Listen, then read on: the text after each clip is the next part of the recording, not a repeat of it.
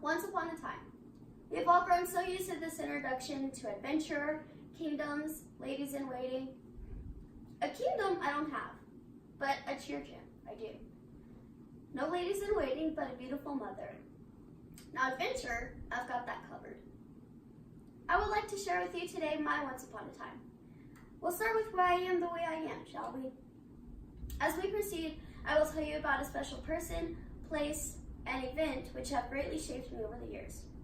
Firstly, I must mention the woman whose influence has had the most impact on my life, my mother. I've always watched and learned so many things from her. Growing up, she was also the most stable part of my life due to a large family and a divorce. I was surrounded by chaos. Through it all, though, I don't remember her ever appearing lost or hopeless. She took every fork in the road in stride, and I learned quickly to seek safety in the light in her eyes and warmth in her arms. I could never be as confident as I am today without the guidance of a gorgeous mom. She has always preached confidence and pride, which will eventually translate to me participating in beauty pageants and even winning some. Having a hardworking and driven mom pays off later in life as well. She is driven to her core. I've never seen her decide that she wants or needs anything and then not accomplish that goal. Over the past few years, I've noticed that I am the same way and don't know how to settle. Growing up, we didn't have much as she was a young mother, so she was balancing a checkbook, a marriage, a career, a child, and an education. To this day, she still does all of this, with a bigger checkbook, a wife, and more kids. And I've never seen her struggle or stray. When it comes to mothers, I've absolutely hit the jackpot. Not only am I fortunate enough for her to be living and in my life, but she is driven and hardworking and an amazing role model. Secondly, I will tell you about a place that has shaped me in more ways than one. I have always spent a lot of time in the gym, whether that was one with weights or tumble mats.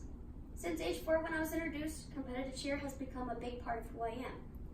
Being part of a team, you learn to be responsible, and I learned at a young age to practice my choreography, keep up a good diet, and be on time so as to not let down my team. Competition sports also teach discipline. Imagine being at a Chuck E. Cheese birthday party and limiting your own pizza and cupcake intake at 5 or 6 years old. Having that restraint early in life has paid off as I am moving away for college and not depending on my mom or paying anyone to manage my health and my diet. Of course, a big part of any sport is also being physically fit. I'm thankful for this as I have always felt I have a home away from home. You don't go too many miles down a road without encountering a gym of some sort. And to me, it means a lot because I'm never far away from comfort. Working out can be an amazing outlet as well. I don't get angry, I get fit. Not only is lifting a good way to get out your anger, but it also releases endorphins, which puts you in a greater mood overall. Working out can become a healthy alternative to other more swayed methods of coping with feelings of anger or frustration, and so I'm grateful for being introduced at such a young age. It has guided me to be more disciplined, responsible, healthier, and a happier individual. Finally, I would like to share with you an experience which has changed me for the better. This wasn't something which I personally experienced, but it impacted me nonetheless. 6 years ago, my mom and I were constantly butting heads. There was arguing, yelling, and sometimes even ignoring each other. I came home from school one day and learned from my dad that she and my older brother had been in a serious car accident. A younger and drunken gentleman had hit them and kept driving.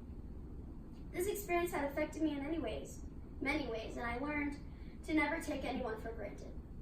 I also learned that tomorrow is not a given, and to wake up healthy and happy each day is a blessing and a gift. It is important to live like tomorrow is never coming.